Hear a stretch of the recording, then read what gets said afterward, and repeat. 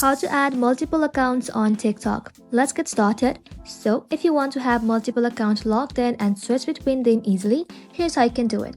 For that, first of all, open up TikTok application in your mobile device and just like that, log in to your account.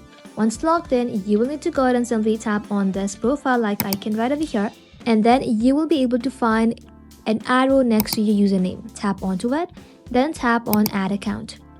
Now you can either sign up for your new TikTok account, or if you already have an account, simply tap on login right over here, then select use phone number, email or username, and then type in the phone number and all the necessary details. Once you have signed in and completed the login process, you will be logged in into your new account.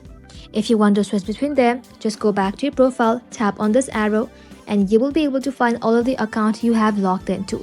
You can simply tap onto it to switch between them easily.